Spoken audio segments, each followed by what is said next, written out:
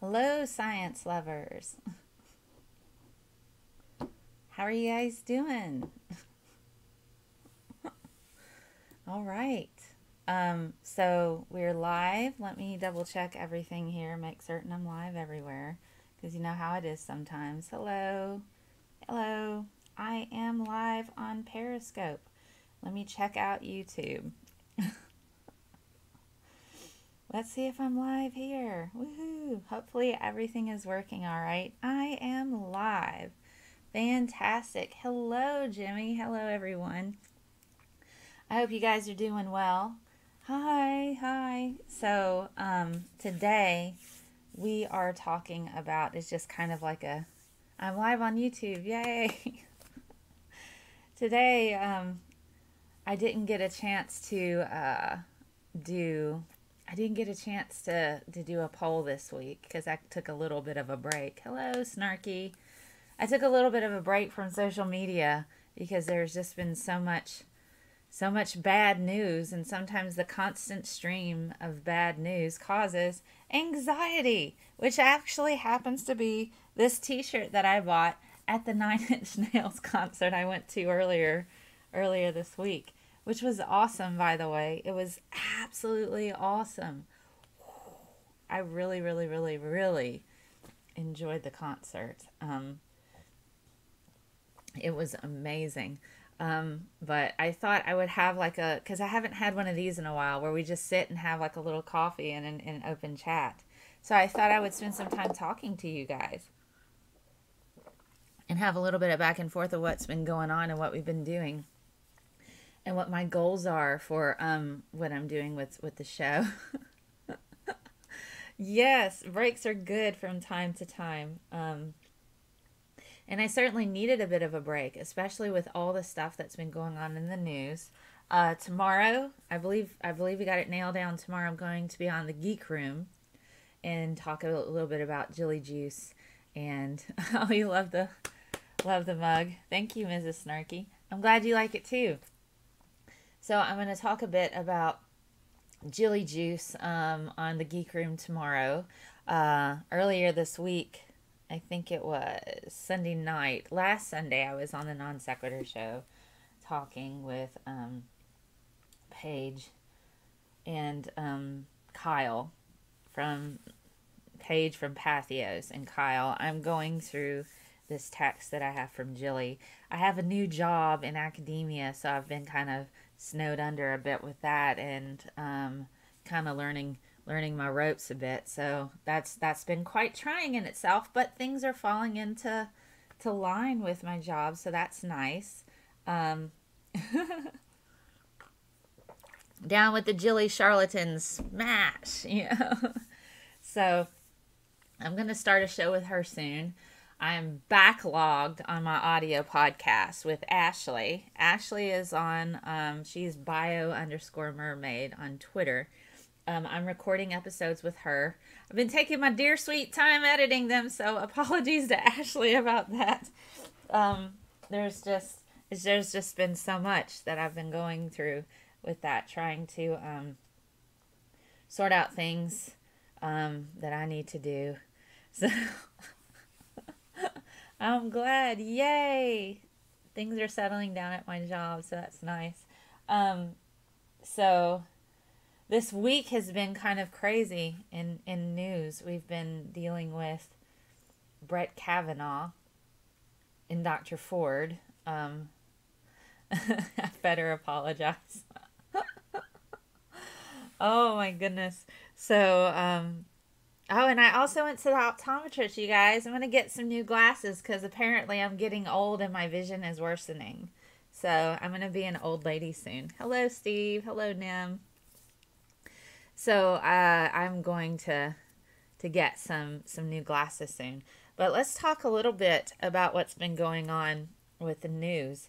So we have, let me see if I can pull this up. Not that. Let me pull up a different thing. Oh, wait. Well, let's go ahead and get started. How about that? How about I do my intro? My really nice intro that Peter made. So let's get started.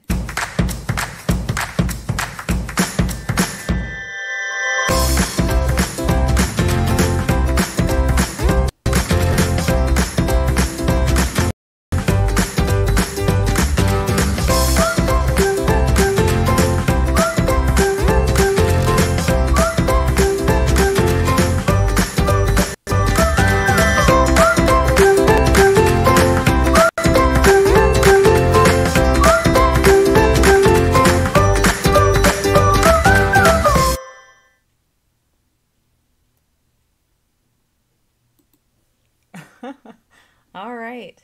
So that's my really cool intro. I need to get with I'm gonna go for it, Peter, for my new show. I'm behind on Spirited Science. I'm trying to work out and see if I can't do that as a monthly show as a local venue to kind of stream live that way. Because I think that would probably work good that way and I'd be able to raise money for charity. So that's kind of what I want to do with that. So I'm still navigating that and trying to get that together. I like the idea of that show. I just want to spend some time tweaking it. I know it's never going to be perfect, and I need to just freaking do it and be on top of that. Also, I'm going to finish my application for the NASA Science Ambassador position. It's a voluntary position, and it will work really well with my current academic job. And I've got all the references I need. And if that's the case, then that would get me into all of the launches, guys, and I'd be a science communicator for NASA. So that would be kind of cool. It is, like I said, it is a voluntary position, but that would be able to you know, broaden my reach and allow me to work a bit with NASA and help get their science out. So I'm finishing up that application today because it's the 11th hour and it's due on the 30th.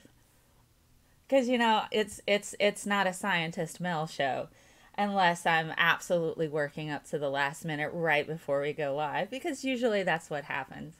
I don't work well unless I'm on a deadline. I think the deadline thing is the thing, you know. I'm like, okay, I'm going to jump right in, because if I have a lot of time to do something, I'll work on it a little, and then it comes down to the 11th hour. Wow, I gotta go. And then I work really, really hard, and then I get it knocked out, and I'm done. So it's weird how that works. So I'm kind of an 11th hour worker, a procrastinator, if you will, to a degree. But that kind of works for me. Yeah, it is tomorrow. So after I do this talk, I'm going to finish my application for the science ambassador, the solar system ambassador. I had to clear one more reference. My other two references, I'm just going to email them and say, hey, NASA's going to call you and probably have you on the phone for a while. So I'm just letting you know in advance. And then one of my direct bosses is going to be my reference. You have to have 5. So I have Martin from the Crick. I have Axel, who's also a science ambassador. Thank you, Axel. So I have Martin from the Crick Institute, Francis Crick Institute. Axel Diaz, who's also a science solar ambassador. So he's one. I have somebody I used to work for when I was a teacher, principal of that school. My former research mentor, who's the vice dean of the College of Arts and Sciences. Gonna shoot her an email and say, NASA might call you, by the way. And it's gonna be kind of a hefty interview. I'm just letting you know. And then one of my current bosses. So that would be really cool. I didn't catch your talk with Young Earth Creationer in the Great Debate Community. I need to go find that. Yes, don't forget to like and share. So that's what's coming up. I'm planning more recordings with Ashley for my audio podcast. I think we're going to try to shoot a couple episodes of those per month, like 2 per month, because she's in industry science, and so she stays pretty busy and on top of that, and she's currently going to school. Yay, Ashley! And then Paige from Pathos, I'm going to work with her in a new show called BS. This Week in BS. Bad Science. I don't know if it's going to be weekly or monthly, so we'll sort that out. Maybe bi-weekly. If it is, we just say This Week in BS. And so BS is going to be for bad science. And we also know what BS means as well. So she writes a lot about pseudoscience, and so she's going to bring the writer aspect to that collaboration, and I'll be bringing the science aspect to it. So that'll be a really cool kind of dynamic we have where we're bouncing off each other, and we got to see a little bit of that on last Sunday night on the Non Sequitur show when she was on there talking about Jillian, and then I popped in there, and we just kind of rolled with it. So it's kind of fun. That BS is probably going to be more of a comical kind of take on the pseudoscience. So we'll actually have a show. I'm hoping to do a live stream like that, to where it is a live stream, And we'll just be talking about this week in BS, you know, and then we just pull from the latest and greatest in BS that we're seeing, that where swindlers are trying to take your money. I feel a little bit Jeff Goldblum right now, because I feel like that would probably be my when I'm talking about pseudoscience. I feel like I'm a little Jeff Goldblum. It's like life finds a way, you know. They try to swindle your money, you know. They probably try to take it from you. So I channel a bit of Jeff Goldblum sometimes when I'm doing something that's comedy. So we have that coming up. Gosh, my hair. I need a haircut. I'm just realizing that. I'm getting all Scott Pilgrim. I'm going to start putting on hats. So that's what's coming up with my channel. Good morning, everyone. No BS from ScientistMel. Or ScientistMel calling out the BS. That's right. So it's pretty funny. And by the way, even though it's like 80 degrees outside where I live, I'm drinking pumpkin spice coffee. I bought into that. It also has pumpkin spice creamer in it. That is sugar-free. Thank you so much. Because, you know, Starbucks does not have a fat-free, sugar-free pumpkin spice latte. Which, I don't know why they haven't sorted that. So. Oh, science communication is hard. I'm currently in a field nobody cares about. I'm just kidding. They care a little bit, but I have such a diverse background. I'm able to kind of fit into various different positions, different types of work, because I've had such an extensive, you know, they're like, you know, jack of all trades, master of none. Well, a lot of these trades overlap quite a bit. And so it allows me to have an interesting perspective on how to try to work in a particular position. No, not the pumpkin spice. That is so basic of me. I am very basic when it comes to the pumpkin spice. I really want to start decorating my house for Halloween, and I think I can. Maybe I'll do that this weekend. I'll start decorating my house for Halloween because I really want to hang bodies from my trees. I saw something somewhere where you take like 2-liter soda bottles and like a gallon bottle of like for milk or something, and you put it in a garbage can, and the gallon thing is like for the head, and then you tie like stuff around it, and then you just kind of fill in, or it's like the gallon is for the body. I can't remember. I gotta find it. And so you go through and you end it, and it's very lightweight, so it doesn't break your branches or anything, but it looks like you got bodies hanging from your trees if you hang them upside down. I'm totally going to do that because I'm quite tired of spending a lot of money on Halloween decorations just for them to fall apart. I do need to do that application. I will. I will totally do that application. It's okay. But it's okay. You know, I've considered, because technically speaking, I'm certified to teach biology, chemistry, and physical science. I've thought about going and popping over and taking the physics test and just pop that on there just for fun, you know, in case. But then, you know, I tend to find the more certifications and stuff that I get, the more likely I am to get thrown into all the things, which isn't always necessarily a fun thing. I mean, you know, it keeps it challenging, keeps me on my toes, but, you know, hey. I think with science communication, and some of you are saying, I suck at science communication. All you really have to do is find something that you like and talk about it.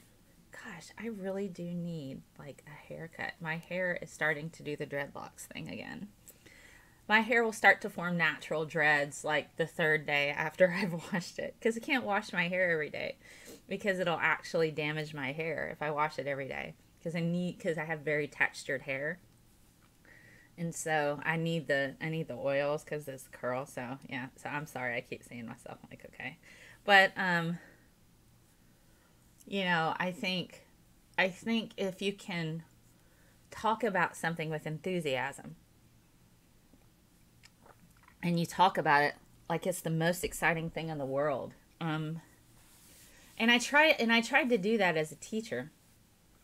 Or I try to do that. And sometimes the challenges of teaching high school be like, you got the students with the behavior things, and you got the students who really want to learn, and maybe you have to challenge them a bit more. You have that. So it's a bit of throwing stuff around, and trying to keep it interesting is also something that's terribly important. So even for me on a slow day, I still managed to find, when I was teaching, still managed to find a way to go about a thing in order to make it interesting and to keep it going. So it's pretty cool. So science communication, how to do it. You need to know who your audience is. Who is your audience? Who are the people that you're trying to get to, and kind of cater to that group. And then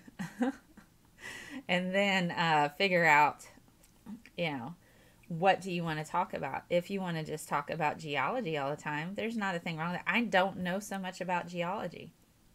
I think it'd be pretty cool to watch a show about geology. I mean, I could go and get my things and look it up and be like, okay, this is geology, But there's so much to be had about geology. So if you enjoy talking about geology, just be super freaking excited about it all the time. Hello, Robin. So let's talk a bit about, oh my gosh, let's see. Where is my mouse? Here it is. And I'm knocking my coffee. So this is pretty interesting. I'm going to try to pull this up. I haven't watched this yet, so we can watch this together. I want to talk a little bit about, oh goodness. Let's see.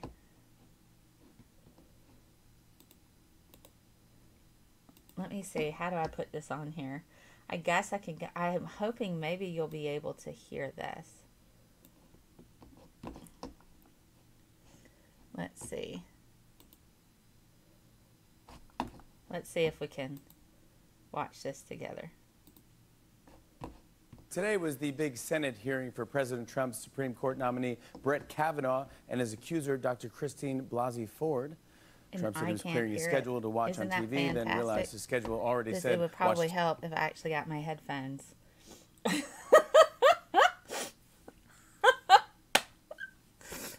It might help if I got my headphones, wouldn't it? But that's all right. I didn't plan this so well. Oh my goodness. So here, I'm going to have you guys. My headphones are in the other room. Do you see how awesome this is that I don't have this together? So let me go get my headphones. I'm going to get them really quickly. Here we go. Here we go.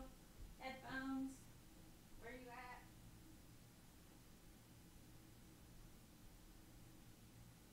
All right.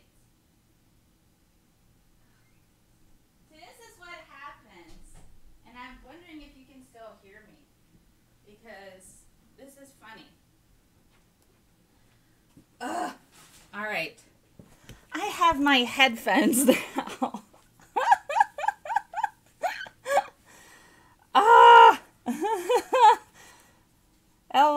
Hello everyone. So these are Bluetooth headphones. So let me.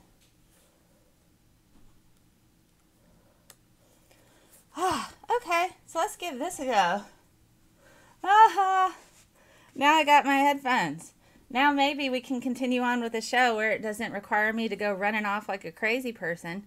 Or like a chicken with their head cut off. I forgot my headphones, guys. So let me, Bluetooth. I got to disconnect here. See, it's not a ScientistMel show unless I have something that's gone terribly wrong for some reason. All right, so now I go to Bluetooth devices.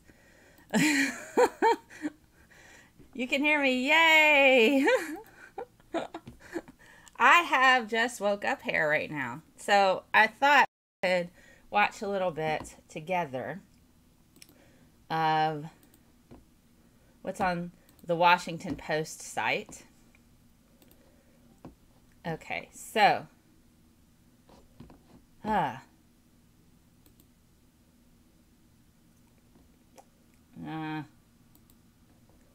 hopefully I can hear this. Can I hear this now?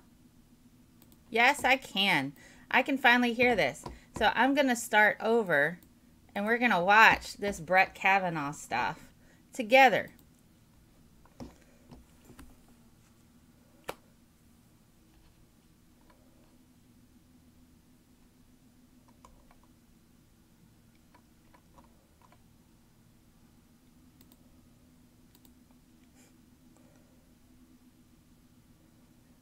Can you guys hear it?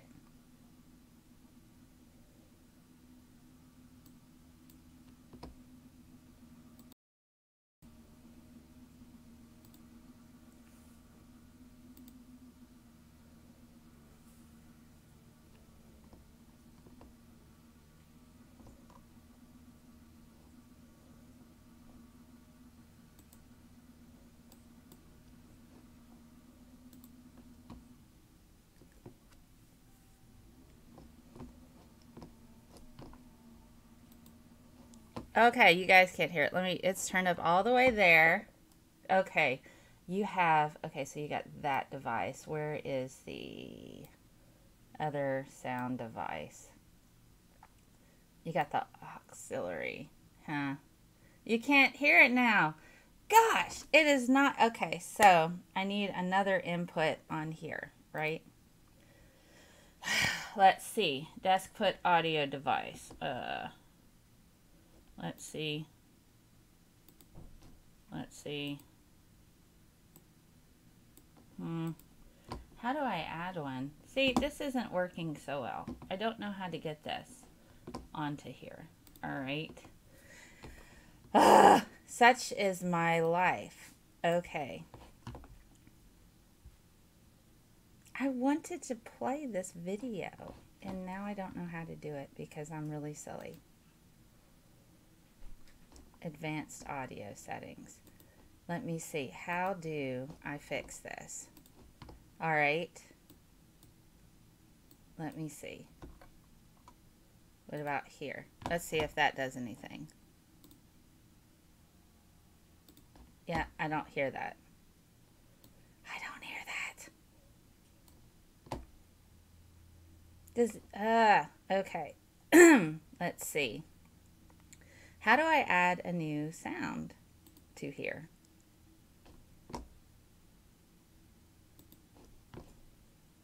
I don't know how to add new input on here. It's like here. No.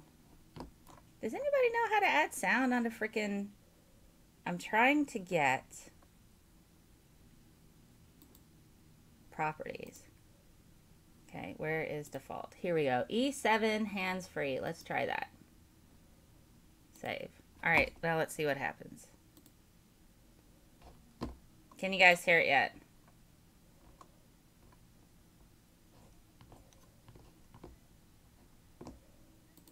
Okay, so that one's not working. Properties. Let's try this one.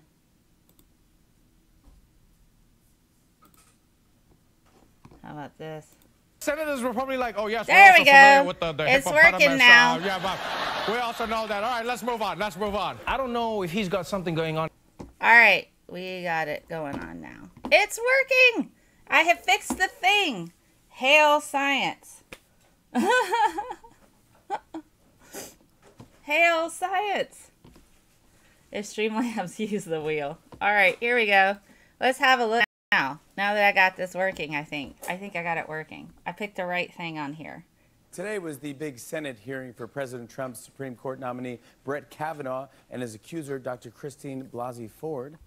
Trump said he was clearing his schedule to watch on TV, then realized his schedule already said watch TV all day. And you go, it's not good. Judge Kavanaugh has been accused of sexual misconduct by several women, and many Republicans are still defending him.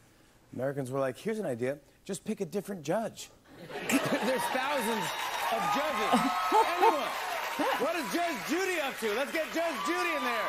She was also ready to respond to all of those people who asked, how can you even remember something that happened 35 years ago? The same way that I'm sure that I'm talking to you right now. It's just basic memory functions. Also, just the level of norepinephrine and epinephrine in the brain that sort of, as you know, encodes that neurotransmitter encodes memories into the hippocampus, and so the trauma-related experience then is kind of locked there, whereas other details kind of drift.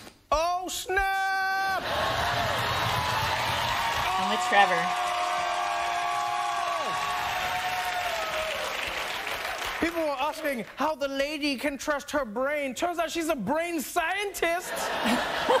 Yeah, those senators were probably like, oh, yes, we're also familiar with the hippopotamus. Yeah, but we also know that. All right, let's move on. Let's move on. I don't know if he's got something going on in his life, but he seemed really angry.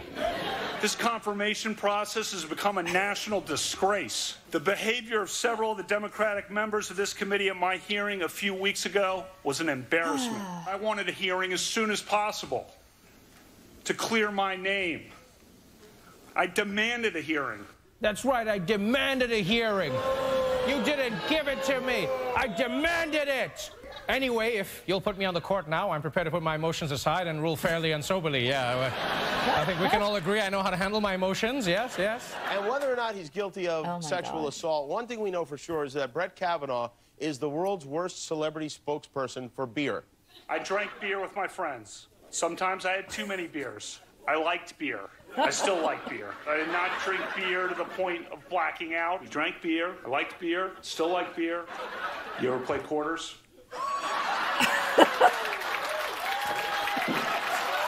Oh my. I'm going to sit here and drink my coffee. Thank you, late night television. It says here on your resume, you're a Yale grad, very impressive, finished at the top of your class, and you have multiple sexual assault allegations against you.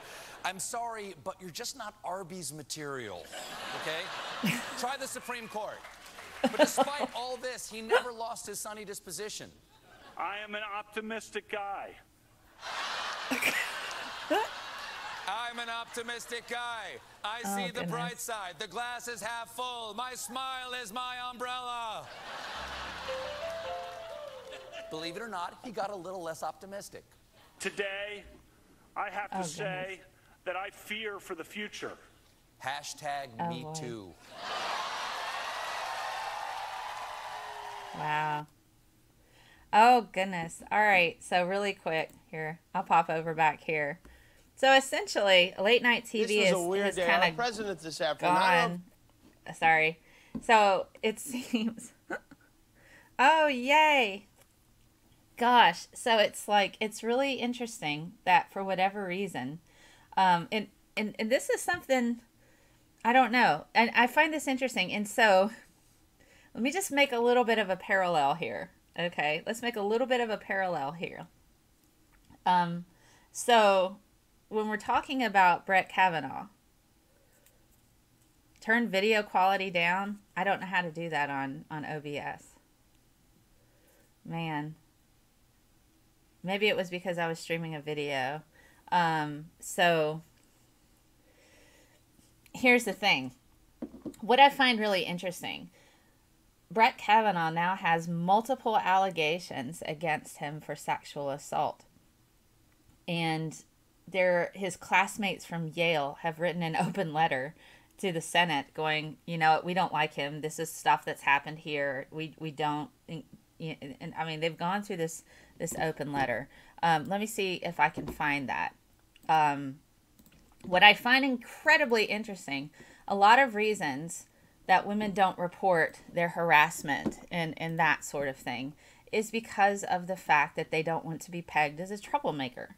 They don't want to be pegged as a person that goes through and is somebody that's not a team player. You know, women want to be able to get a job. So if we're looking at this from like a job interview standpoint, a lot of women don't report because they don't want to be blacklisted.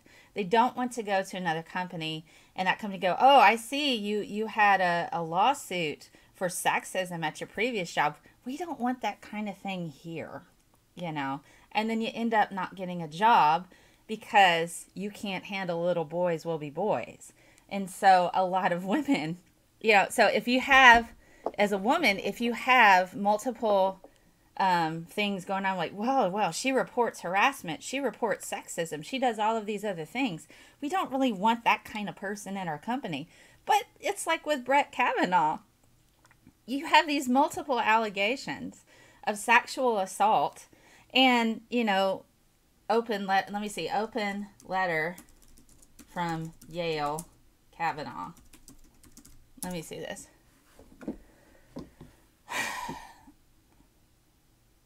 At least 600 Yale alumni stand with Deborah Ramirez, who is another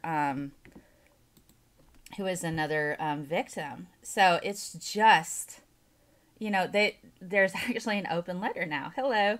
And so if I, as a woman, were to go to another job and they were to find out, oh, well, she's filed sexism, you know, lawsuits or harassment complaints or things like that, I'm less likely to get that job because I would be pegged as a troublemaker. But you get somebody like Brett Kavanaugh, who's sitting here and he's going through and he's got multiple allegations of sexual misconduct and assault and that sort of thing, along with an open letter from Yale alumni saying they stand with his victims, plus the American Bar Association. Oh, it's okay. It's okay, redacted. The American Bar Association has completely withdrawn their endorsement of Brett Kavanaugh as somebody they would see to be good enough for the Supreme Court. You know, as somebody that they would see would be a viable candidate.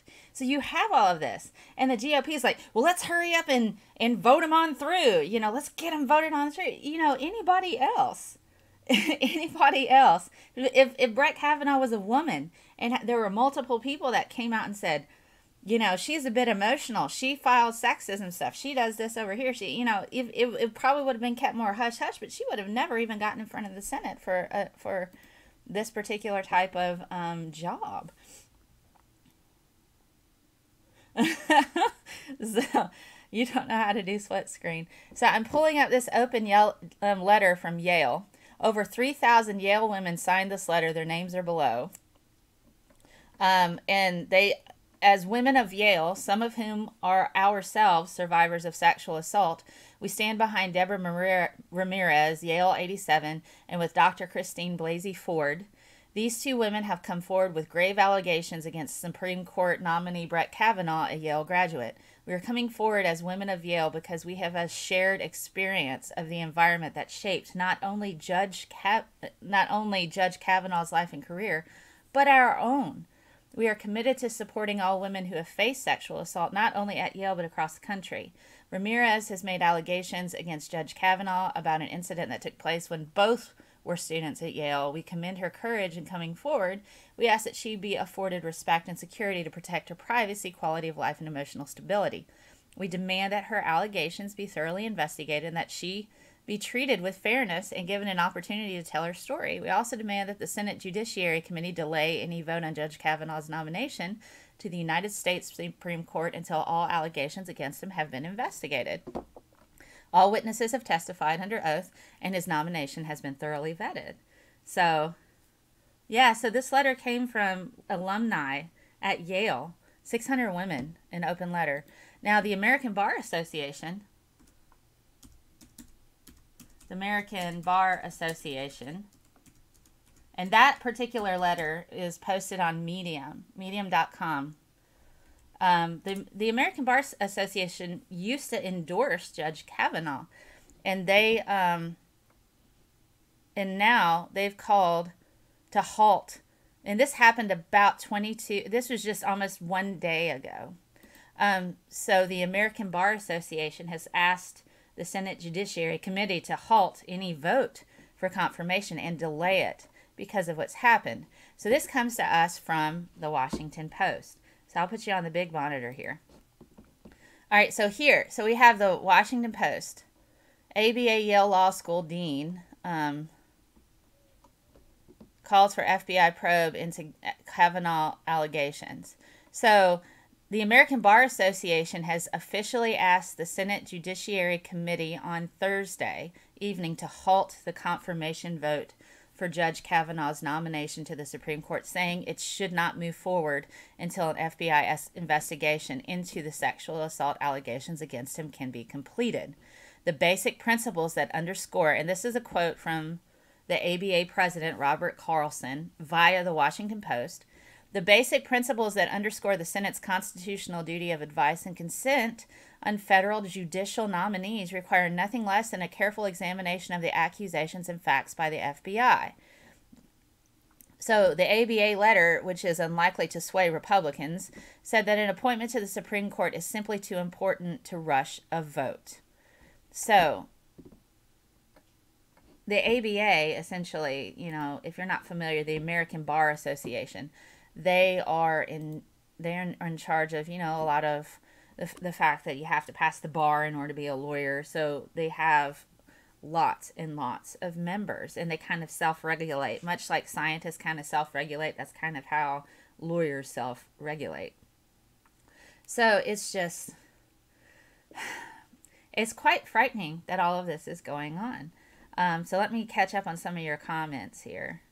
The problem with being at the federal level of government is there are zero qualifications. Technically, you could appoint a coma patient to the Supreme Court. You probably could.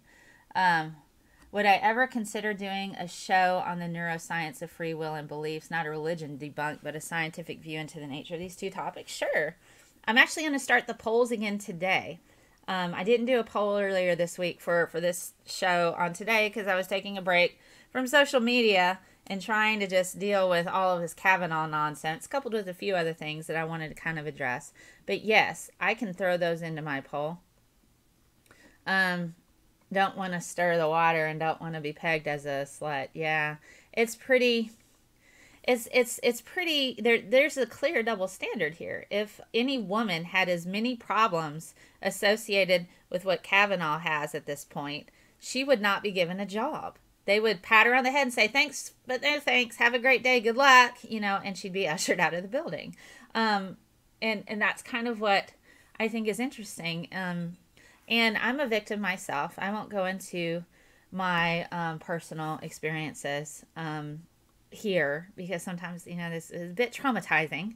But watching, I couldn't even get through the Kavanaugh. I couldn't even get through the Kavanaugh hearings because all I saw was yet another man using similar tactics that a lot of predatory men do to feign victimhood, to claim my life has been horrible now since this has happened. And I'm sitting here going, you've never been a woman, clearly. And I understand that Brett Kavanaugh cannot possibly understand what it's like to go your entire life having been sexualized since the time you're about 9 or 10. When if you happen to be a developer, that's early. You develop early as a woman, automatically, boom, it starts in, and it's quite upsetting. You get called all kinds of things just because your body is changing and different, and so people just assume things about you. So it's... Society is a bit of a train wreck right now. And I think we're having a lot of good dialogue about what women actually go through. So I posted some RAINN statistics earlier.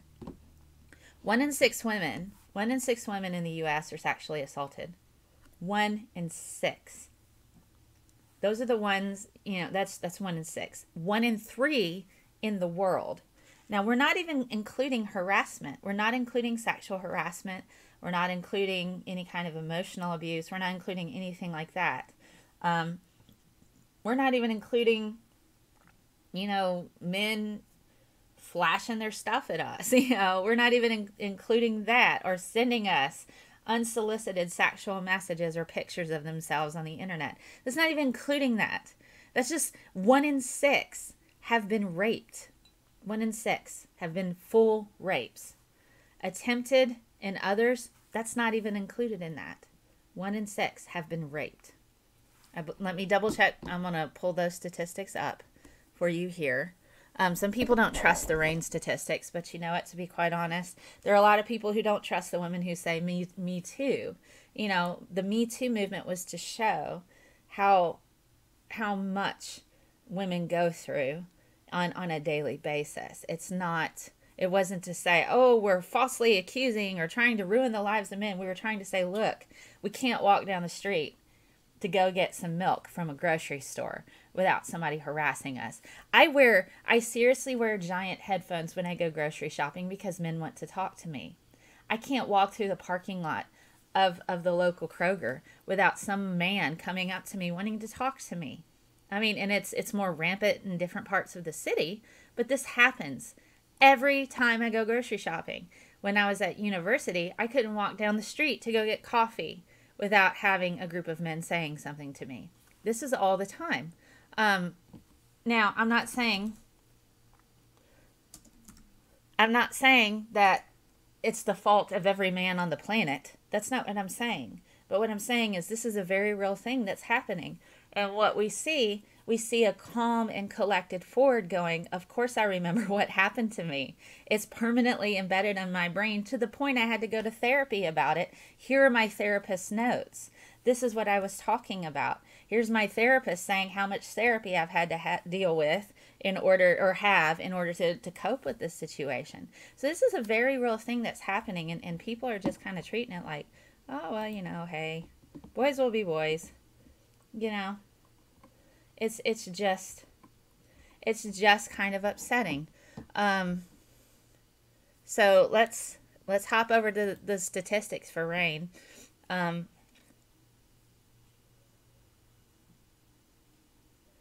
Gosh, so they said the hearing ended with asking if he believed in God and if he would swear to God that he didn't do this stuff. Oh my gosh. It's just, okay. I can't. That has nothing to do with it. So I'm going to show you on this particular website. You can check out the statistics. RAIN is very thorough, and they have a sexual assault hotline. So let's look at every 98 seconds an American is sexually assaulted. This is man or woman or child. It's also all included. So here's some more statistics. Sexual violence affects millions of Americans. Younger people are at a higher risk of sexual violence between the ages of 18 and 34. Ages 12 to 34 are the highest risk years for rape and assault. Now here, 1 in 6 women, out of 1 of every 6 American women has been the victim of an attempted or completed rape. Okay, so that includes attempted or completed rape. If that doesn't upset you, I don't know what will. And they go through and they get into the details of it. Men and boys are also affected by sexual violence. So RAIN isn't exclusively meant for one particular gender or sex. They get into all of it. So something you have to consider when you're looking at this. It's you know, I am 1 in 6. So if you go to a bar, and I won't get into the details of what's happened, but if you go into a bar and you look around, or you go to a venue and you look around, count the women there and do the math. If you have 60 women there, you know, 1 in 6, you know, it's 60 women there. What's the math on that? Think about it. So that means 10 women there have had an attempted or completed rape. If you have 20 women there, or 24, you know, 1 in 6. 1 in 6 women. And it's a frightening statistic. These statistics don't even include harassment or stalking or, you know, harassment through the internet. They don't include any of this. Yeah, I mean, this is just if a man puts his hands on a woman and tries to do something. That's 1 in 6. If he puts his hands on a woman and tries to do something attempted, or if he manages to actually rape her, that's what this number is right here, the 1 in 6.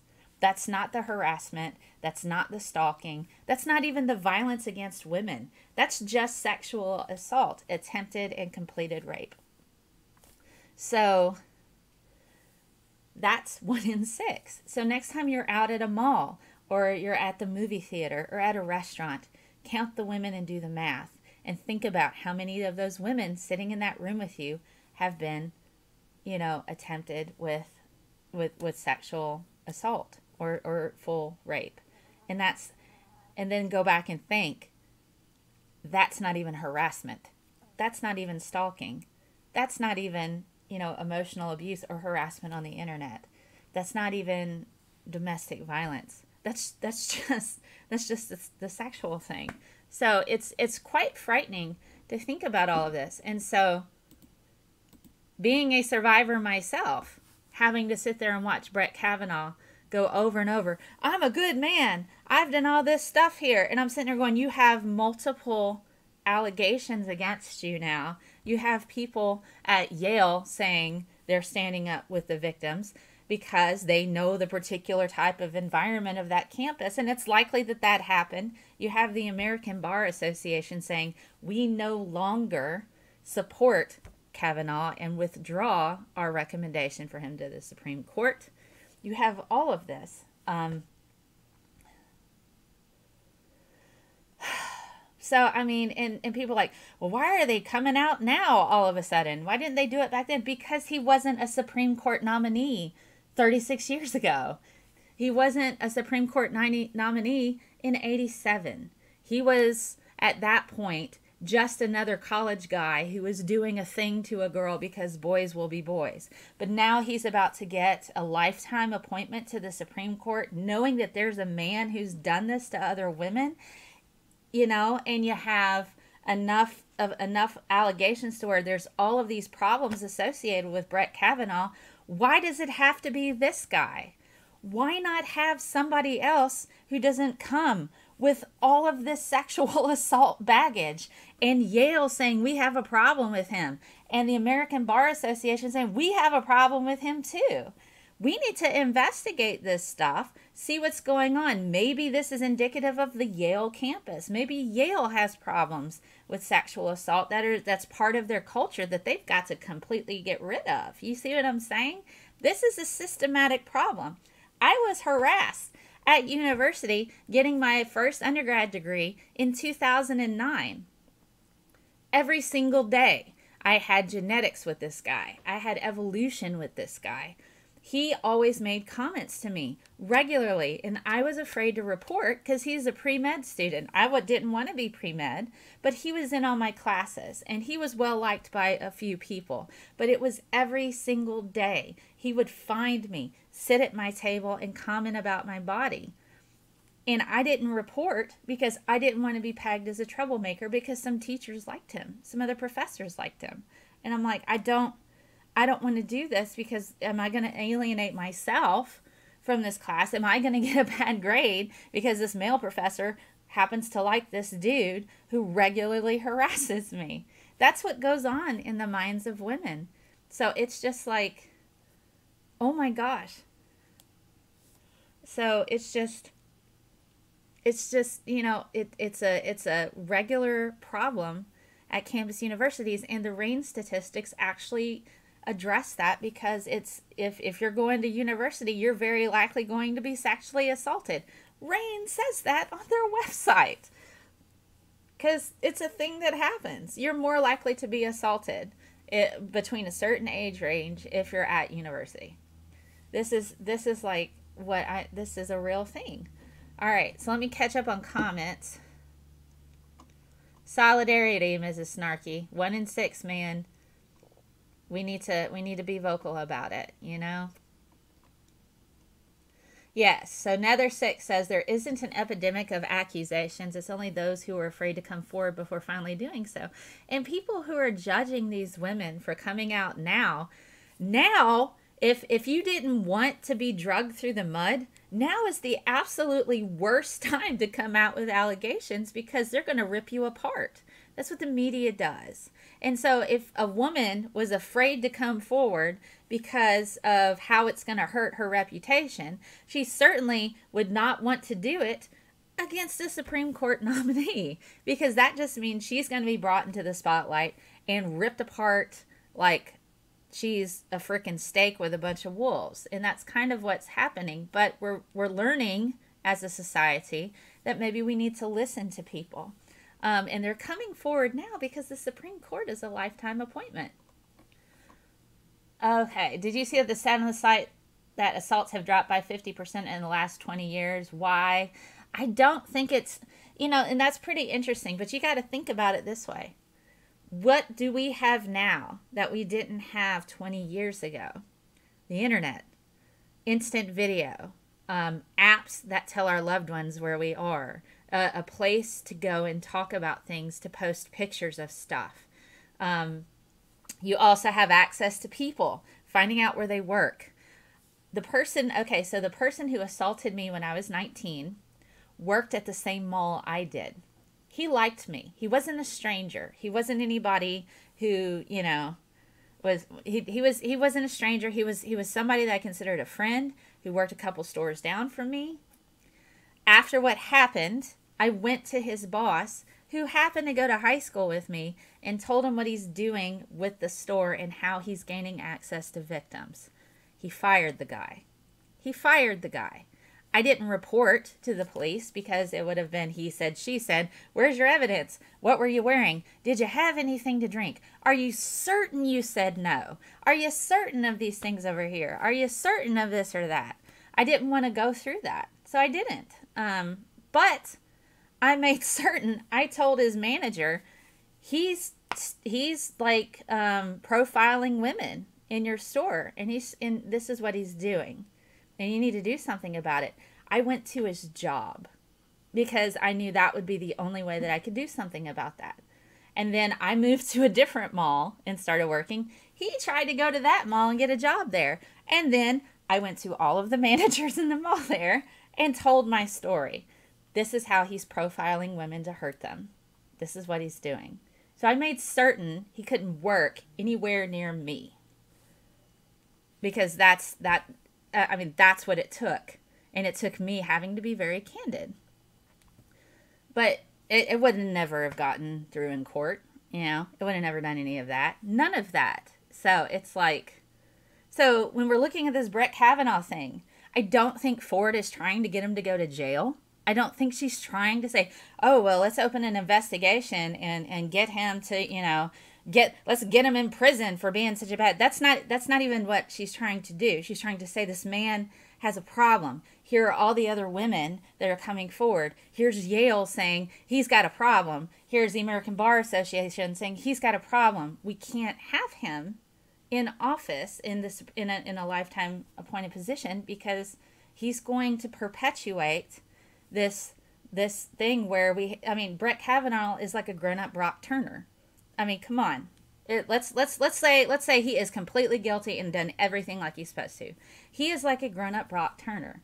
And all he's going to do is perpetuate the boys will be boys thing and perpetuate this continuous problem that we have where grown-up Brock Turners groom and help young Brock Turners to be successful. And that's what we're seeing. We're seeing this across across the court system systematically. And so that's what Ford is doing. This isn't about her finally getting back at Kavanaugh. That's not what this is. This is her going, we cannot have this person in the Supreme Court because look at this. Come on. Find somebody else. It doesn't have to be this guy. You can find somebody that's never committed sexual assault and put them on the Supreme Court. We don't need this person. Look at all these issues. That's what Ford's trying to do. Maybe she's doing something else. Maybe it is a I'm going to burn them all down kind of revenge thing. But to me, that's not how I'm reading it. She wasn't angry. She wasn't yelling. She was very cool-headed. And she's like, I'm a neuroscientist. This is what's going on. This is what's happening. So it's just... And that's kind of what I'm seeing with this right now. And so this past week, I've kind of taken a step back. It's, and I understand, and there are a lot of women who have been watching the Kavanaugh hearings, and it's been very traumatic for them because they're having to relive their own stuff. 1 in 6 people, 1 in 6, that's not even harassment. That's not even sexual harassment or stalking or emotional abuse or domestic violence. That's not even that. We've completely taken that out of the equation. So just about every woman you know has been sexually harassed at some point in time and possibly even assaulted. So that's kind of what she's trying to do, I feel. That's what I see in her. I see in her, she's sitting here going, God, I didn't want to report this because I don't want to be dragged through the mud, but they're looking at him for the Supreme Court. This is how I kind of think she goes in her mind. She's like, he did this to me. He's probably done it to other people. And here he's about to be put onto the Supreme Court. And it's just like, do I come forward with this? Do I not? I'm going to be dragged through the mud. I'm going to be ripped apart. I don't know what do I do, but we can't have this person there. That's how I feel she's going through what she's going through with this. She's already cried. Okay, she's already cried and dealt with the trauma. And this might still be traumatizing for her too. She's gone to therapy over this. She has therapist notes. And so this isn't about her. I don't think any of this is about her. She's not making it about her. She's saying, we don't need this person on the Supreme Court because he does awful things. Here, this is my story. And other people are saying, I have a similar story with this man. Okay, so you have Brett Kavanaugh. From an employer standpoint, you have a man who has all of this freaking baggage attached to him, who has multiple allegations of sexual assault. On top of that, Yale didn't want him there. And he's now being, like, you know, his endorsement from the American Bar Association has been stripped until they investigate this. And it may never come to be.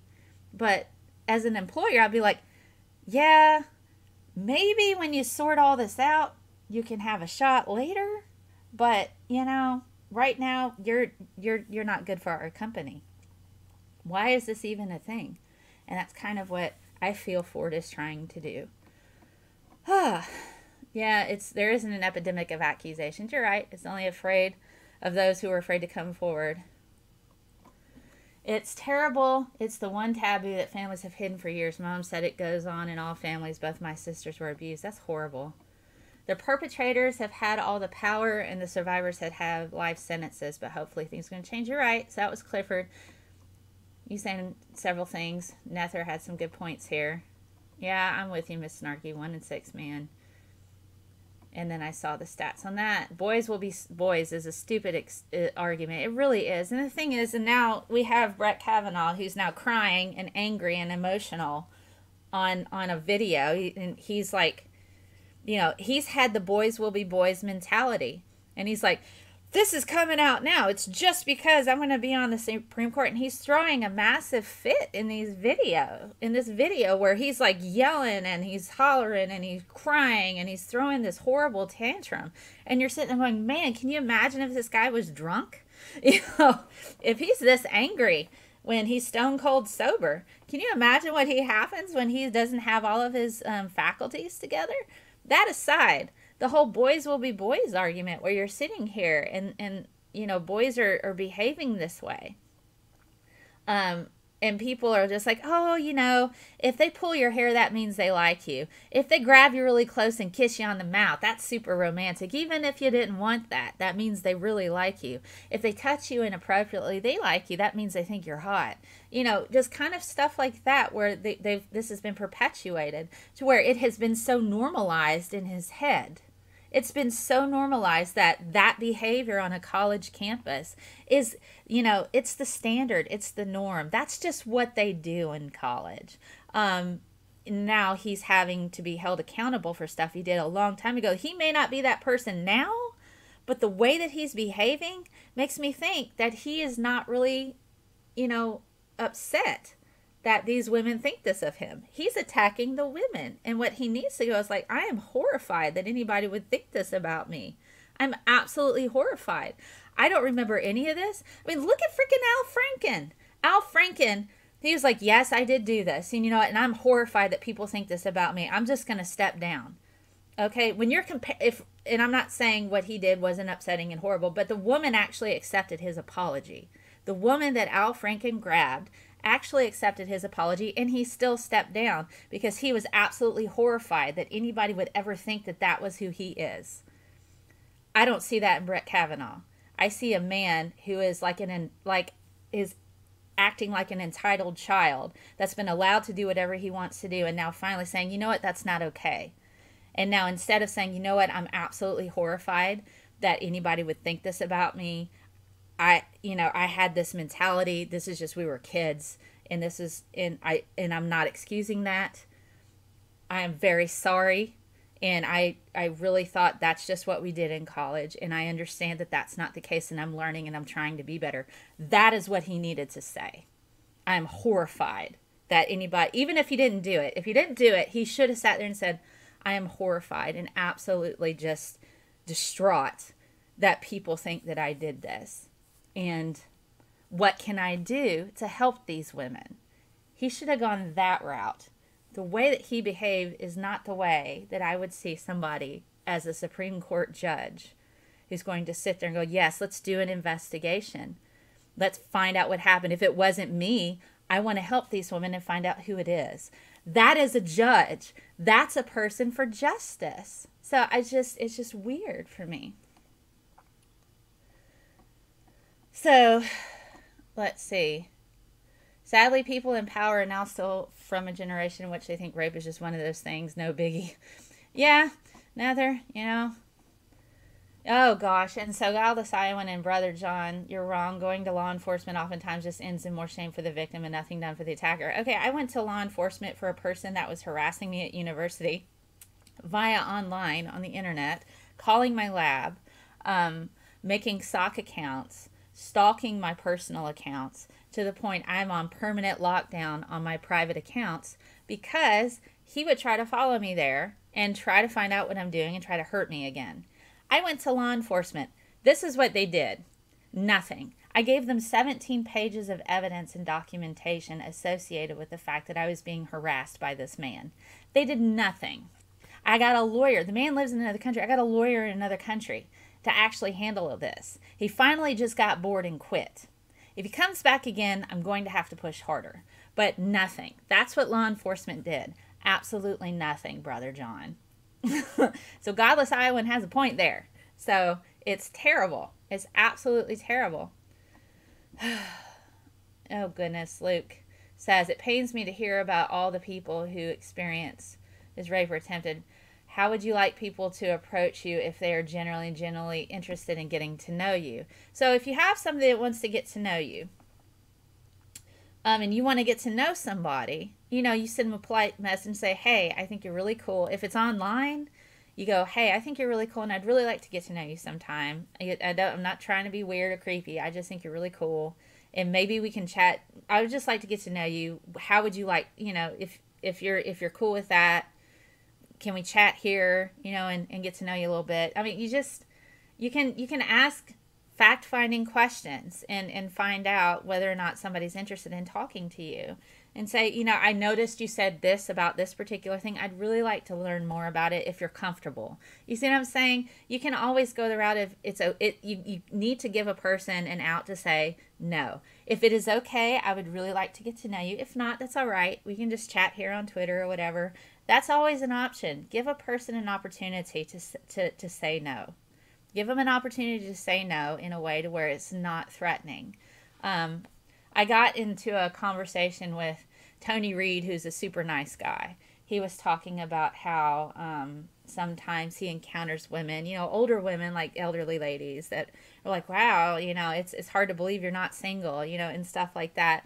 And, to different generations, it does different things. So it's really important that you understand the woman that you're talking to. So if you're talking to a woman and you're embellishing all these compliments on her, like, how is it that you're still single? And, oh my God, you're just gorgeous, and this and this and this and this.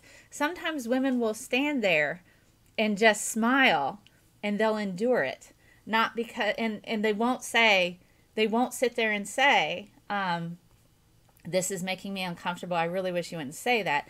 I've tried to use more open dialogue to where I'm like, what, this makes me kind of uncomfortable, and I appreciate what you're saying, but I've tried to be more proactive with that, but some women are so afraid that something's going to escalate, especially if it's a person they don't know. If we're friends, and you're like, gosh, Mel, you look hot today, we already have a regular understanding that we can talk in that way. But if somebody I've never met and they come up to me like, oh, wow, you're like really hot and this, it's going to make me uncomfortable. And I may not say anything to them. I just may stand there, smile, grin, and bear it until they leave, because I don't know if that man's going to get angry. If I say I'm not really interested in you, he might call me swear words. He might say I'm a cold-hearted XYZ. He didn't want me anyway, because that's happened. And so You need to be able, if it's a woman that you haven't talked to before, you're like, hey, I'd really like to get to know you. You know, I understand there's a lot of weirdos out there, or it's like, I find you attractive, or I think you're really nice.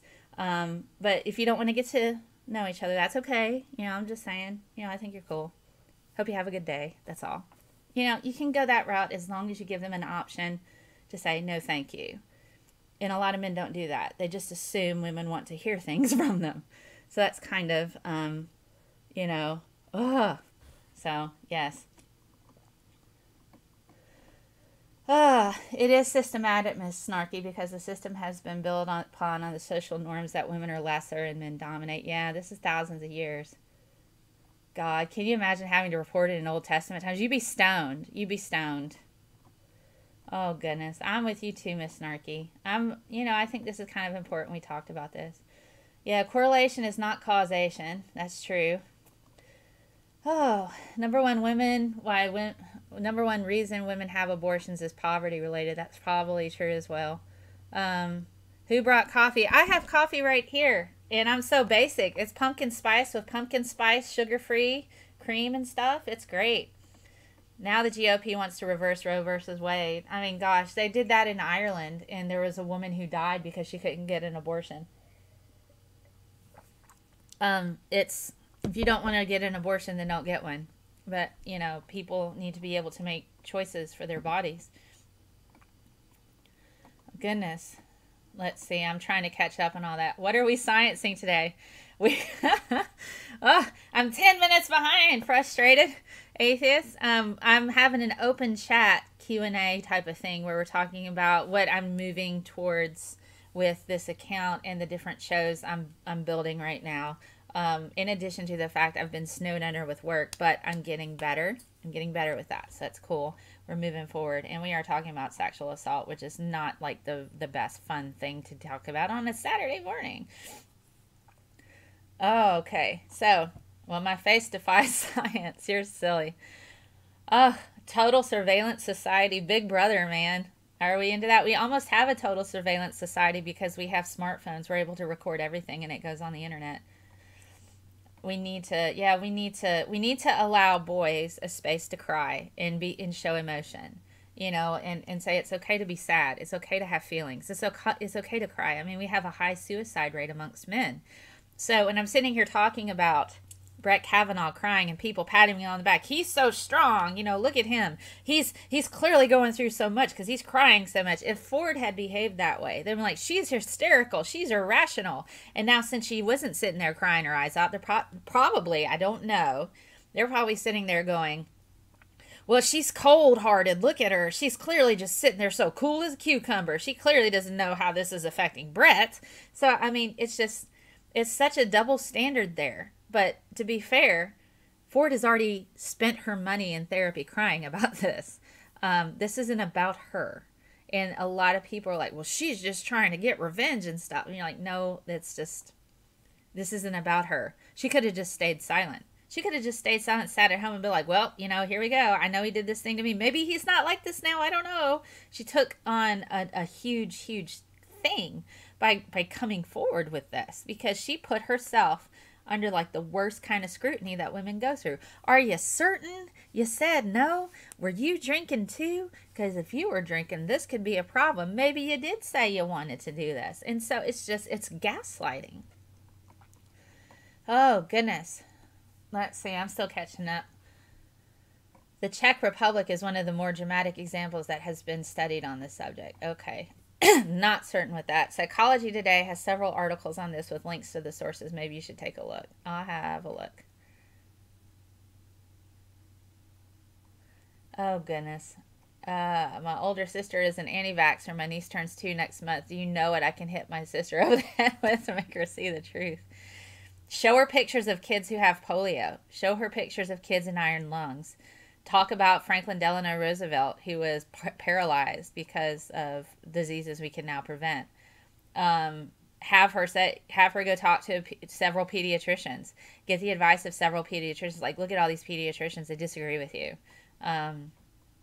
Show her the aftermath of what it looks like when kids have diseases that causes them to be sterile later and can't have children. Show her what happens when they don't vaccinate. You have to go that. Oh goodness, Wonder Lady, I'm sorry. I've had a stalker. I've been attacked. None of that is okay. And microsexual aggression is not okay either. It's draining and it keeps the fear in place. It really does. Hello, Conquering Thought. Yeah, share my channel with them. Or have them talk to me, Brant. I'll be happy to talk to her about everything associated with vaccines. I actually have done a video on vaccines, as well as autism. And, you know, the science of the spectrum, the autism spectrum. I've talked about that. Hello, hello, and Holy Mole. Yeah, Mrs. Snarky, I'm sorry that you went to law enforcement and they didn't do anything. Hugs for you, too. Goodness, there is a consistent pattern. Okay, the way our legal system is in place, nothing will keep being the result. We need to change it. Yeah, we need to take all the grown-up Brock Turners off of the benches and put people there that haven't actually, you know, that think sexual assault is a problem. There was somebody trying to think what state it was. There, let me see if I can pull up the article. There was a thing that came out where there was a guy who choked a woman to unconscious and performed a sexual act on her. And the guy got probation. Well, maybe he won't do it again. Oh my gosh. You murder somebody. Okay, if you murder somebody, are they like, well, maybe this was just this one time they murder somebody. They won't do it again. What in the world? Okay. Guy strangles girl. I'm Googling this. And gets no jail. Okay, let me find this. I'm going to find this for you. All right, so this was 6 days ago. Alaska man gets no jail time for strangling a woman. Let's see. Let me see. And he pleaded guilty for it, too. That's what's insane. There's somebody ringing my doorbell. Don't ever come to my house if you're not expected. I'm not answering the door. Just as an FYI. So check this out. Let me see. So here, I'll let you see the big monitor first. Alaska man pleads guilty to assaulting woman and gets a pass. Okay, so he assaulted a woman, strangled her unconscious, and sexually assaulted her. He pled guilty, and then he gets no jail time. Get absolutely no jail time. At one point, Schneider told the victim he would kill her if she screamed. So, I mean, he admitted to doing this, and he got absolutely no jail time. And she said she could not fight him off. He was too heavy and had her down, being choked to death. I mean, the man told her that he wasn't really going to kill her, that he needed her to believe she was going to die so that he could be sexually fulfilled. All right. Okay, so this man has admitted to doing this, and he's not going to get any jail time. Oh my God, he's not going to get any jail time. So it's like, what do you do? What do you do with this? That's a lot to unpack. That's a lot to unpack. Oh my goodness. Okay. Yeah, I'm trying to see. Power corrupts equal opportunity. Yes, it does. Okay.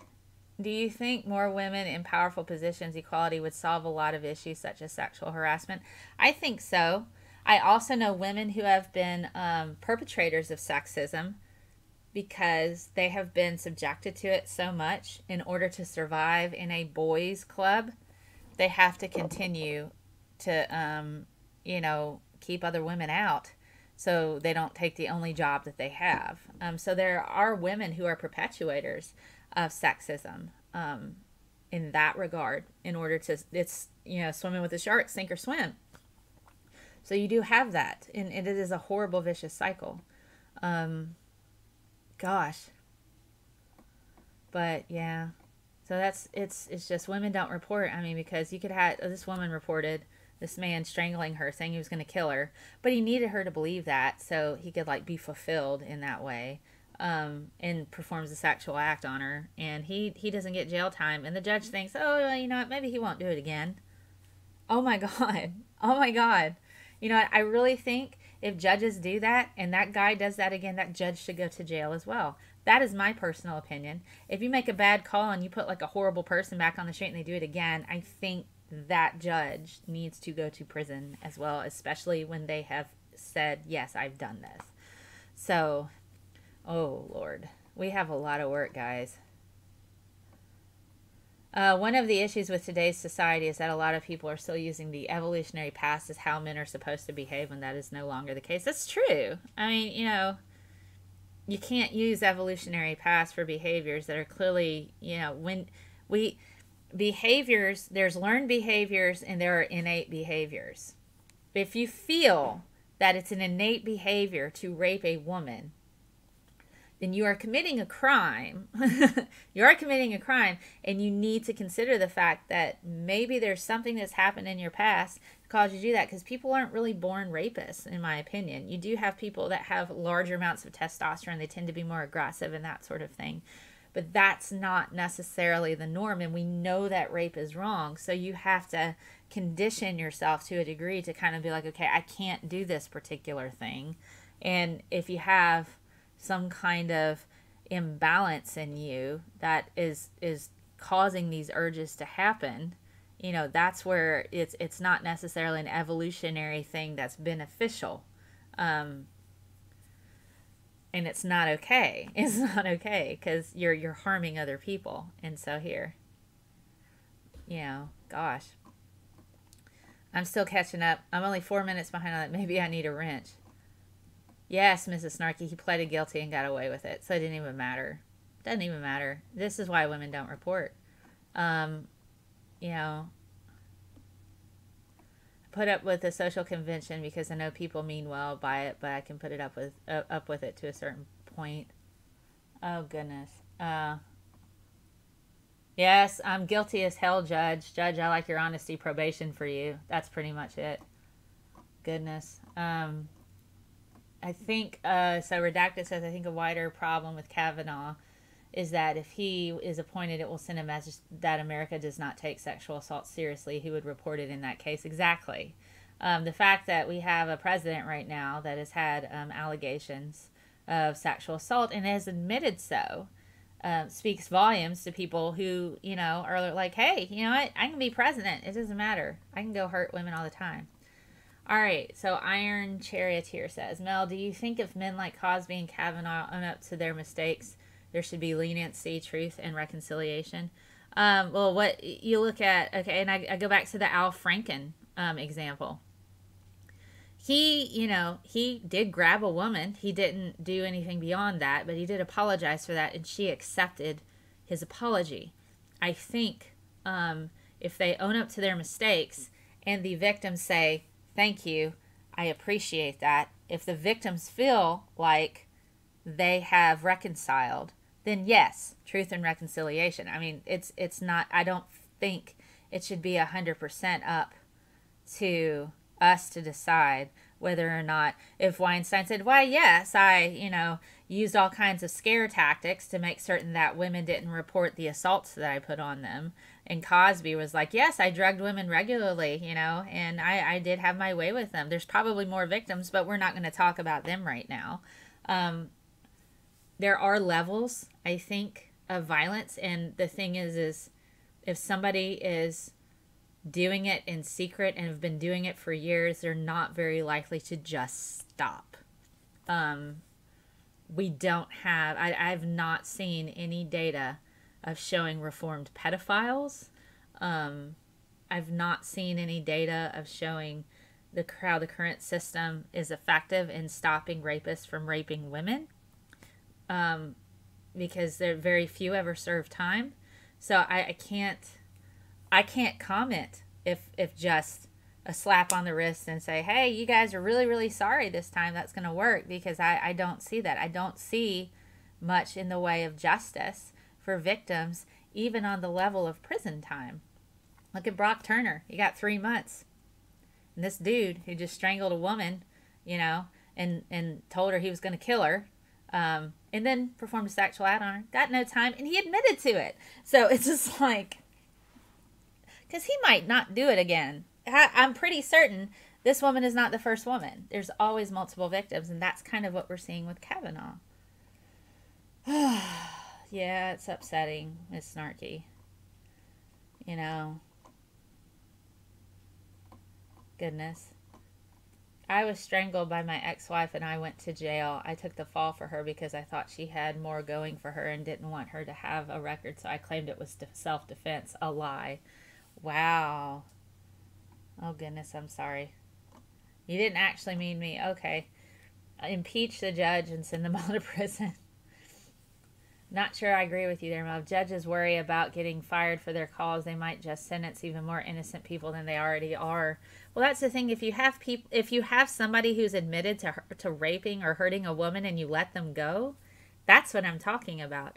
This judge had a guy plead guilty for strangling a woman, threatening to kill her, and perform a sexual act on her, and he just lets him go. He just let him go. There's no jail time. And he says, well, I don't think he's going to do it again. This is what I'm talking about. This is what I'm talking about. I'm not talking about judges who, you know, say, okay, well, this is an innocent. The jury has said that they're innocent, so we'll let them go. Because you got the judge and you got a jury. You got multiple people.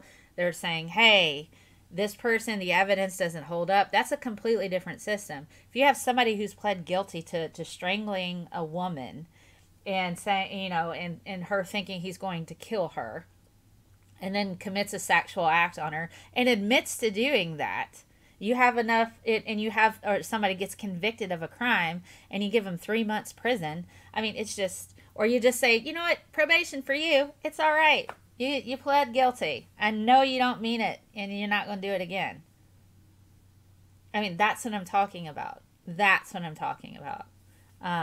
I'm not talking about situations where somebody has, you know, gone through the trial and they've had all the evidence. They've gone through the system. They get a not guilty verdict. That's something different. That's different because you have multiple people weighing in on that. This is a judge who's like, yeah, no, it's fine. Do better next time. You know, it's just weird. I'm still far behind. I'm catching up. Okay, I'm catching up. I'm still catching up. Okay. I'm in favor of review boards of judges that do look over the case histories, give them ratings, and review them from office if they're... Yeah, I'm in favor of review boards, too. I think that's a good idea. And remove judges from office if there's, like, term limits for judges. Yeah. I think, yeah. All right. I'm caught up. I am caught up now. Oh, my gosh, guys. We've been streaming for a little while. Also, if you like what I do, you can hit me up on streamlabs.com/ScientistMel. You can tip me that way because I'm not able to tip. If I don't have like all of my I don't have all my viewing yet for this. So you can go to www.streamlabs.com/ScientistMel, and you can send me a little tip there if you like what I do, stuff and things. I also have a PayPal, paypal.me/ScientistMel. So you can hit me up there, and I'm on Patreon. Quote, patreon.com/ScientistMel. You can hit me up there. So let me talk a little bit about what I'm doing moving forward, because we're up on like it's 11:30 now. I am going to appear on the Geek Room tomorrow, I believe in the afternoon. I need to confirm that time. I will be talking about pseudoscience. And I will be talking a little bit about Jilly Juice. I am working with Paige from Pathos.com. She follows Jilly a lot on a show called BS. It's Bad Science. This week in BS. So I've got to get with Peter. I'm going to go for it and see if he can make me an intro for that show. We're going to talk about the latest and greatest in bad science and everything that people are doing to try to swindle you out of your money, the snake oil pushers, and etc. I'm working with a girl named Ashley on my audio podcast, and it's literally called #HeyScientistMel.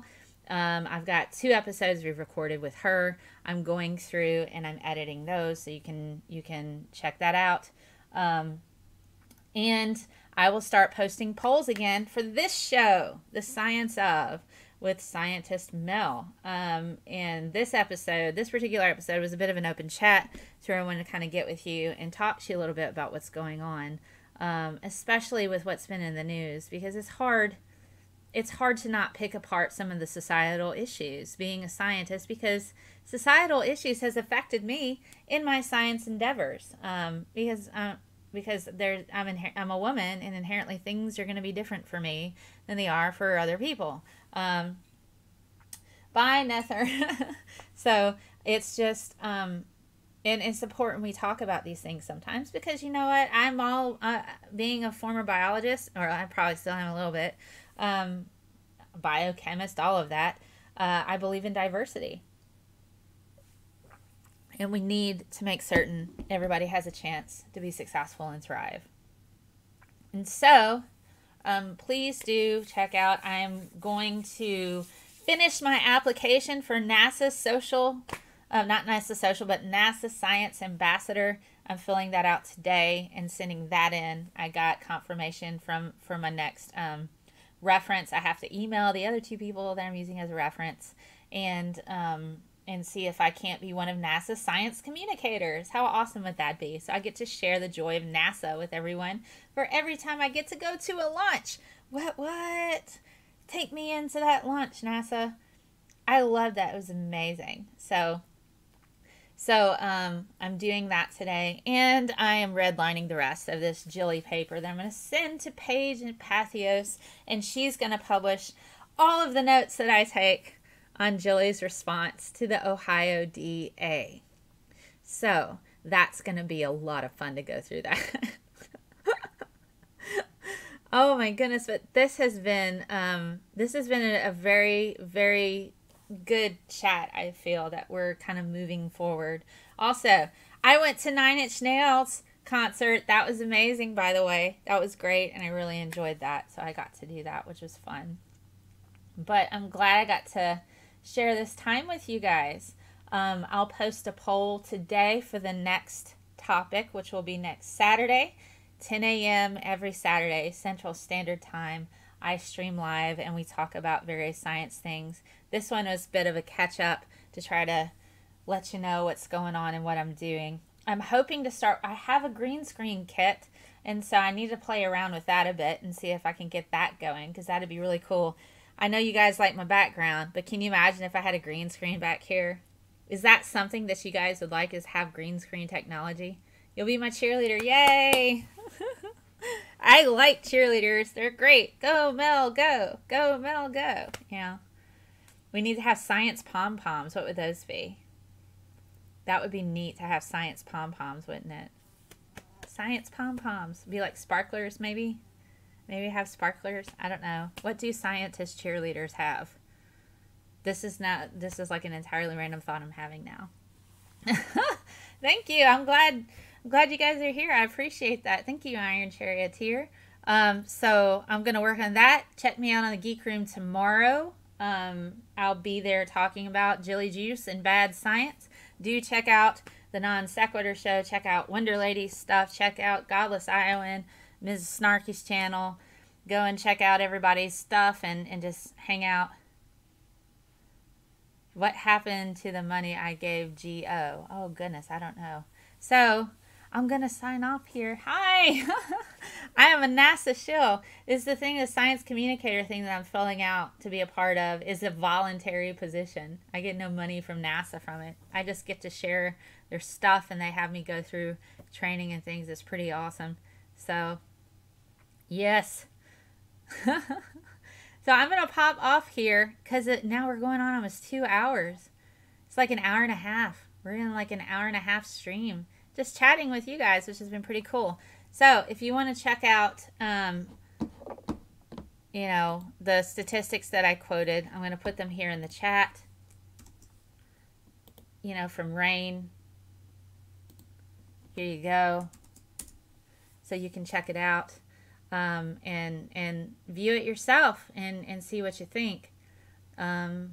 Just, you know, I believe, I'm just to say, I believe victims.